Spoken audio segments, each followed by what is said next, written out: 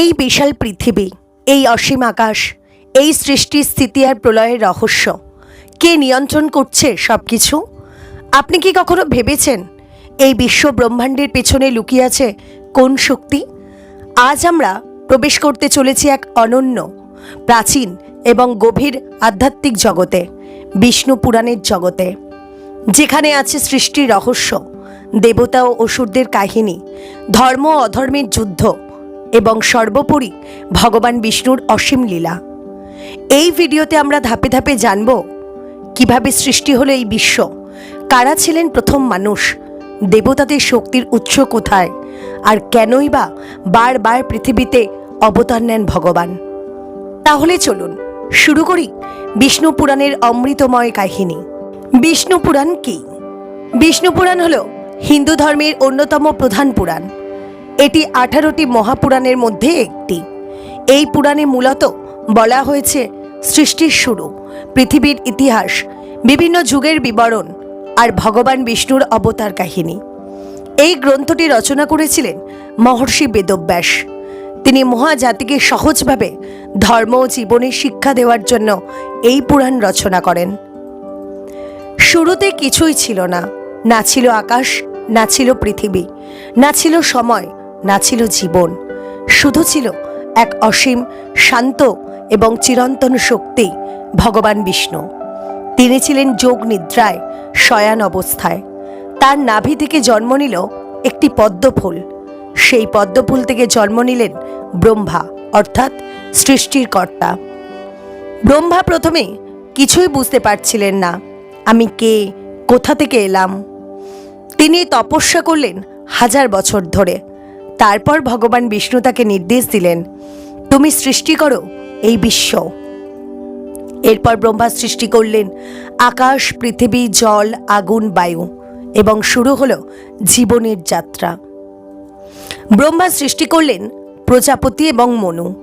মনু ও তার স্ত্রী থেকেই শুরু হয় মানব জাতির বিস্তার।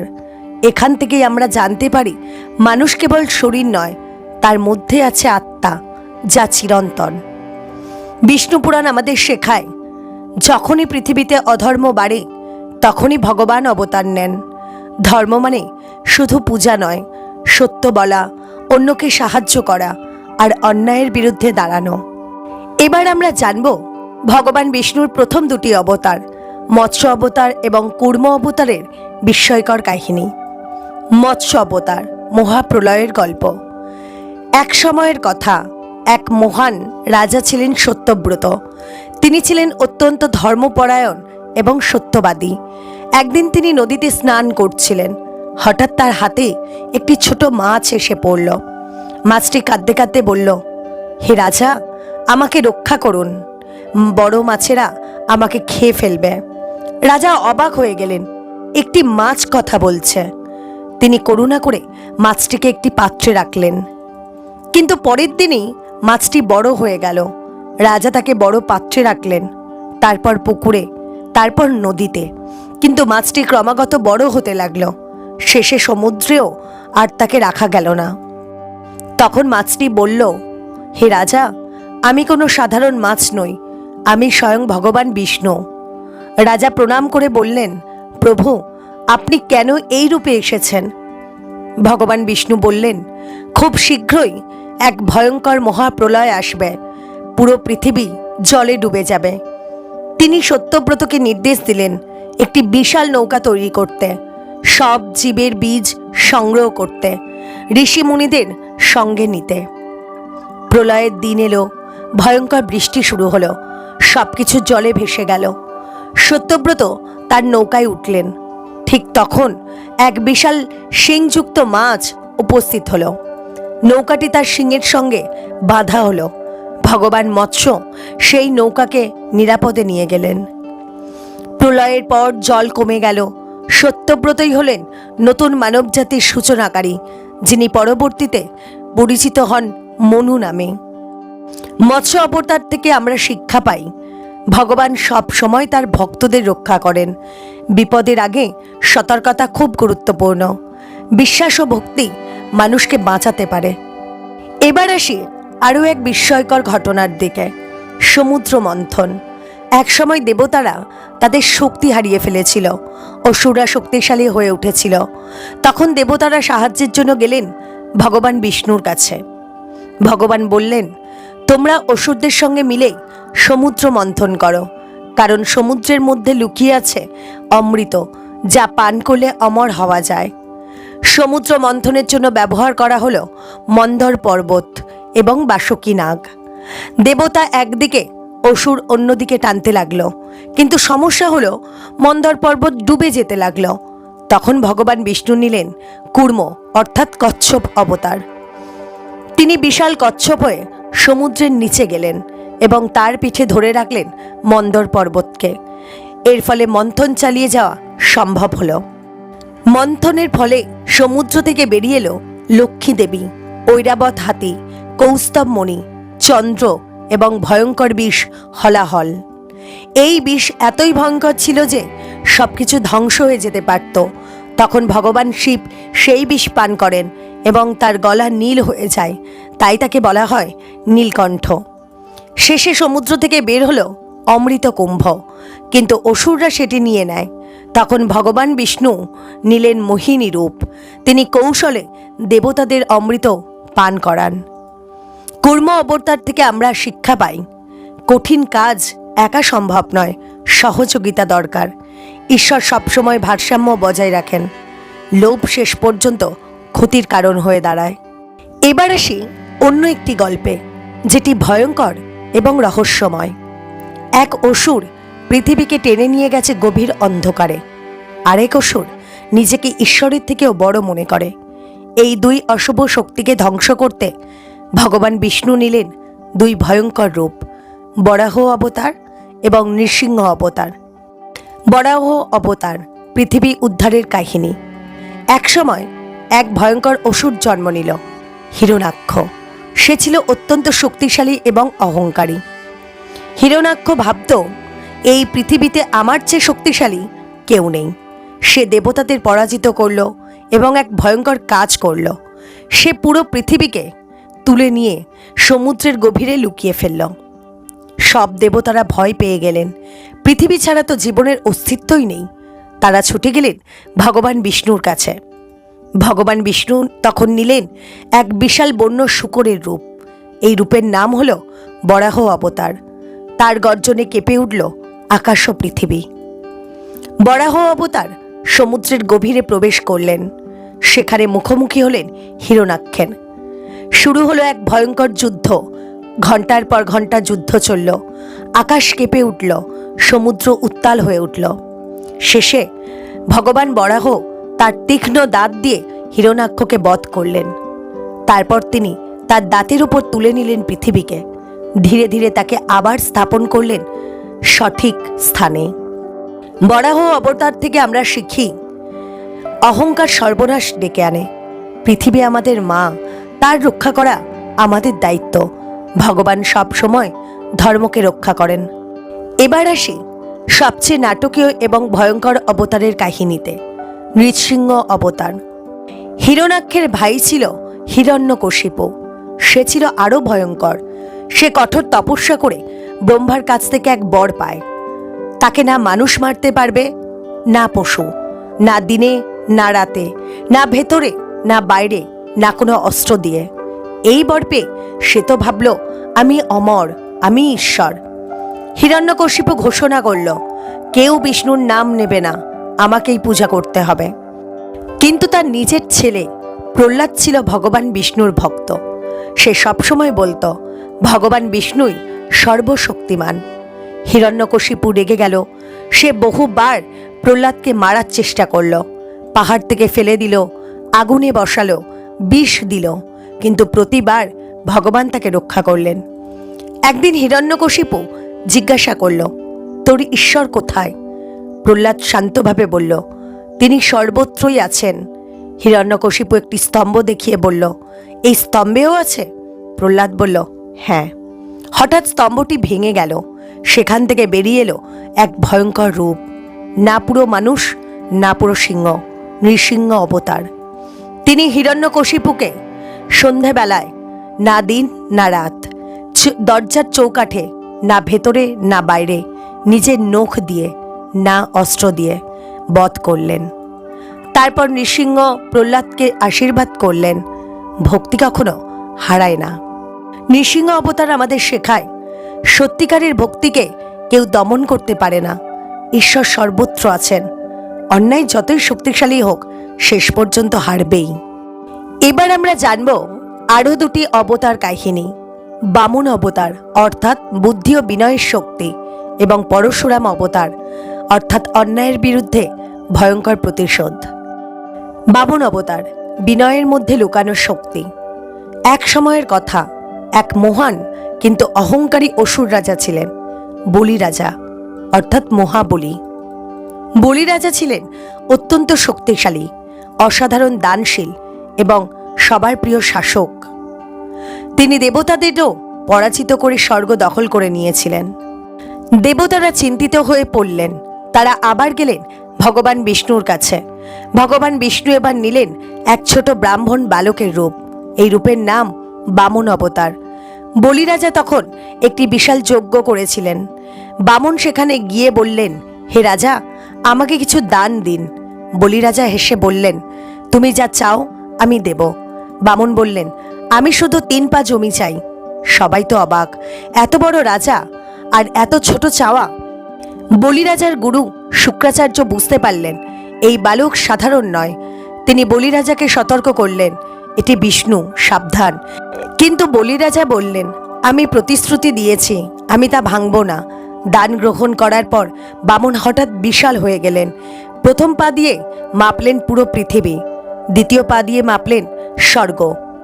কিন্তু এবার তৃতীয় পা কোথায়? তখন তিনি বললেন, তৃতীয় পা রাখবো কোথায়? বলি রাজা মাথা নিচু করে বললেন, প্রভু, আমার মাথায় রাখুন।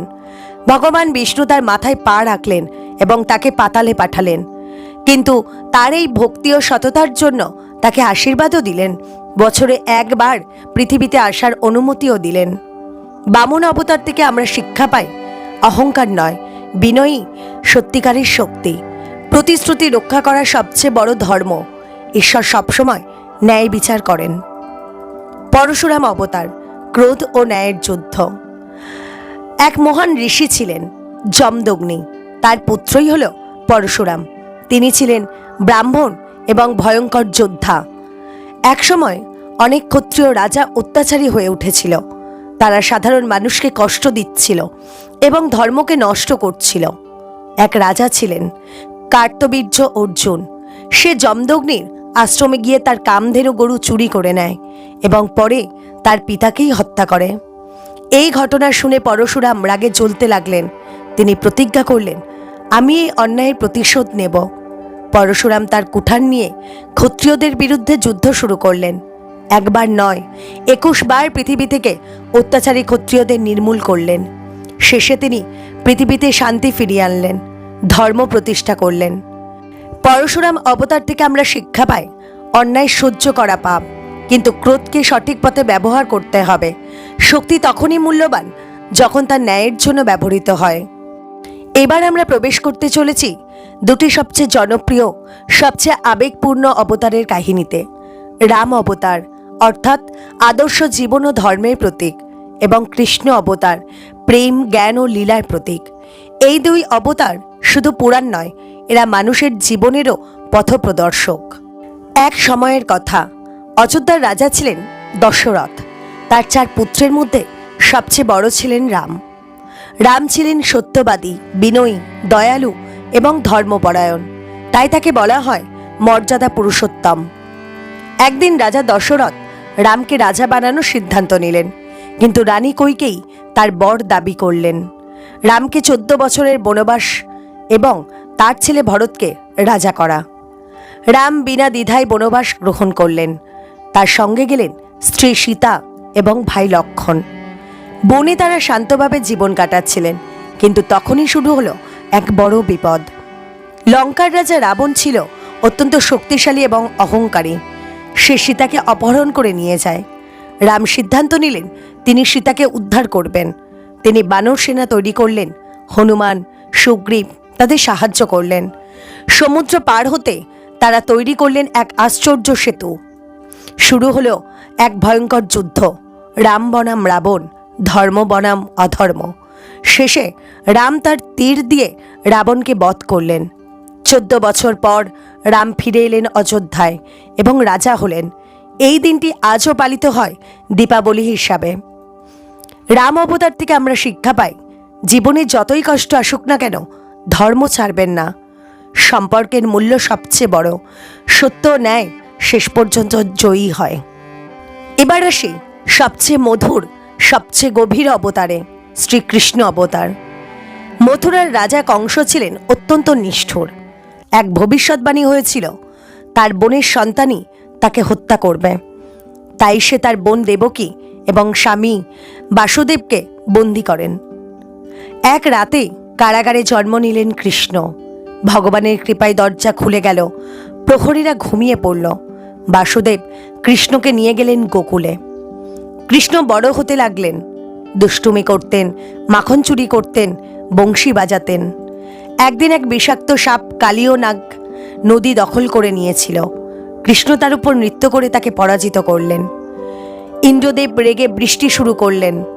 কৃষ্ণ পুরো গ্রামকে রক্ষা করতে গোবর্ধন পর্বত তুলে ধরলেন। কৃষ্ণের প্রেম ছিল নিঃস্বার্থ, পবিত্র। রাধা ও গোপীদের সঙ্গে তার সম্পর্ক আত্মার সঙ্গে ঈশ্বরের সম্পর্কের প্রতীক। শেষে কৃষ্ণ মথুরায় গিয়ে কংসকে বধ করেন, অন্যায়ের অবসান ঘটান। পরবর্তীতে কৃষ্ণ হয়ে ওঠেন অর্জুনের সারথি। তিনি দেন ভগবদ্গীতার জ্ঞান। কৃষ্ণ অবতার থেকে আমরা শিক্ষা পাই, জীবনে কর্ম করো, ফলের চিন্তা করো না। প্রেমই সবচেয়ে বড় শক্তি। ঈশ্বর সব সময় আমাদের পথ দেখান। এখন আমরা বাস করছি এক ভিন্ন যুগে, এমন এক যুগ যেখানে সত্য কমে যাচ্ছে, ধর্ম ধীরে ধীরে হারিয়ে যাচ্ছে, মানুষ নিজের স্বার্থেই ব্যস্ত। এই যুগের নামই হলো কলিযুগ। বিষ্ণু পুরাণ অনুযায়ী সময় 4টি যুগে বিভক্ত: সত্যযুগ, ত্রেতা যুগ, দাপর যুগ এবং কলিযুগ। আমরা এখন আছি কলিযুগে। কলিযুগ শুরু হয় শ্রীকৃষ্ণের পৃথিবী ত্যাগের পর। এই যুগে সত্য ধীরে ধীরে হারিয়ে যায়, মানুষ মিথ্যা বলতে শুরু করে, লোভ ও স্বার্থ বেড়ে যায়। বিষ্ণু পুরাণে বলা হয়েছে মানুষ ছোট ছোট কারণে রেগে যাবে, সম্পর্ক ভেঙে যাবে, পিতামাতা সম্মান হারাবে, অর্থই হবে সবচেয়ে বড় মূল্য, ভালোবাসা হয়ে যাবে স্বার্থের উপর নির্ভর। কলিযুগে যার কাছে টাকা আছে তাকেই সম্মান দেওয়া হবে, সত্যিকারের জ্ঞানীরা অবহেলিত হবে, মানুষ ধর্ম করবে শুধু দেখানোর জন্য। বিষ্ণু পুরাণে বলা হয়েছে ঋতুর পরিবর্তন অস্বাভাবিক হবে, প্রাকৃতিক বিপর্যয় বাড়বে, খাদ্যের অভাব দেখা দেবে, মানুষ সবসময় দুশ্চিন্তায় থাকবে, শান্তি খুঁজে পাবে না, সুখ থাকা সত্ত্বেও অসন্তুষ্ট থাকবে। কিন্তু এই অন্ধকারের মধ্যেও আছে আশা। বিষ্ণু পুরাণ বলে কলিযুগে ভগবানের নাম স্মরণ করলেই সহজে মুক্তি পাওয়া যায়। অন্য যুগে যেখানে কঠিন তপস্যা দরকার, এখানে শুধু ভক্তিই যথেষ্ট। হরে কৃষ্ণ হরে রাম এই নাম জপ করলে মন শান্ত হয়, পাপ ধীরে ধীরে দূর হয়। যখন অন্যায় চরমে পৌঁছাবে, মানুষ সম্পূর্ণভাবে ধর্ম ভুলে যাবে, তখন ভগবান বিষ্ণু আবার অবতার নেবেন। তিনি আসবেন এক সাদা ঘোড়ায় চড়ে, হাতে থাকবে তলোয়ার। তিনি ধ্বংস করবেন সব অধর্ম এবং আবার শুরু হবে সত্যযুগ। কলিযুগ থেকে আমরা শিক্ষা পাই, সময় যতই খারাপ হোক ভালো থাকা সম্ভব। নিজের ধর্ম এবং নৈতিকতা বজায় রাখা সবচেয়ে জরুরি। ভগবানের প্রতি বিশ্বাস হারাবেন না। বিষ্ণু পুরাণ শুধুই গল্প নয়, এটি আমাদের শেখায় জীবনের সত্য, মানবতার মূল্য এবং ঈশ্বরের সঙ্গে আমাদের সম্পর্ক। এই পুরো কাহিনীর মধ্যে আমরা দেখেছি যখনই অহংকার বেড়েছে ধ্বংস এসেছে, যখনই ভক্তি ও সত্য ছিল রক্ষা হয়েছে। হিরণ্যাক্ষ, হিরণ্যকশিপু, রাবণ সবাই শক্তিশালী ছিল, কিন্তু কেউ টিকতে পারেনি। প্রহ্লাদ, বলিরাজা, রাম, কৃষ্ণ তারা ভক্তি ও ধর্মের জন্য আজও স্মরণীয়। ধর্ম মানে শুধু পূজা নয়, সত্য বলা, অন্যকে সাহায্য করা, নিজের কর্তব্য পালন করা আর অন্যায়ের বিরুদ্ধে দাঁড়ানো। এই গুণগুলোই মানুষকে সত্যিকারের মানুষ করে তোলে। বিষ্ণু পুরাণ আমাদের বারবার দেখিয়েছে ভক্তি কখনো হারায় না, ঈশ্বর সবসময় তার ভক্তদের পাশে থাকেন। প্রহ্লাদের মতো যদি বিশ্বাস থাকে তাহলে কোনো ভয় নেই। আজ আমরা কলিযুগে বাস করছি, চারদিকে বিভ্রান্তি, দুশ্চিন্তা, স্বার্থপরতা, কিন্তু তবুও আপনি যদি সৎ থাকেন, ভগবানের নাম স্মরণ করেন, ভালো কাজ করেন, তাহলে আপনি এই অন্ধকারেও আলো খুঁজে পাবেন। এই পুরো বিষ্ণু পুরাণ থেকে আমরা কয়েকটি সহজ শিক্ষা নিতে পারি। অহংকার নয়, বিনয় রাখুন। অন্যায় দেখলে চুপ থাকবেন না, সম্পর্ককে গুরুত্ব দিন এবং সব সময় সত্যের পথে থাকুন। এই পৃথিবী, এই জীবন সব কিছুই ক্ষণস্থায়ী, কিন্তু আপনার কাজ, আপনার ভক্তি, আপনার ভালোবাসা এই সব কিছুই থেকে যায়। তাই আজ থেকেই সিদ্ধান্ত নিন আপনি কেমন জীবনযাপন করতে চান। যদি এই ভিডিওটি আপনাদের ভালো লেগে থাকে তাহলে ভিডিওটিতে অবশ্যই লাইক করবেন, কমেন্ট করে জানাবেন এই ভিডিওর কোন জায়গাতে আপনাদের সবচেয়ে বেশি ভালো লেগেছে। আর যদি আপনি এমন আরও আধ্যাত্মিক পুরানো রহস্যময় গল্প পেতে চান তাহলে এখনই আমাদের চ্যানেলটি সাবস্ক্রাইব করে রাখুন এবং বেল আইকনটি প্রেস করে রাখুন, যাতে আমাদের পরবর্তী ভিডিও আপনি সবার আগে দেখতে পারেন। ভগবানের নাম স্মরণ করুন, সত্যের পথে চলুন আর নিজের জীবনে শান্তি খুঁজে নিন। হরে কৃষ্ণ।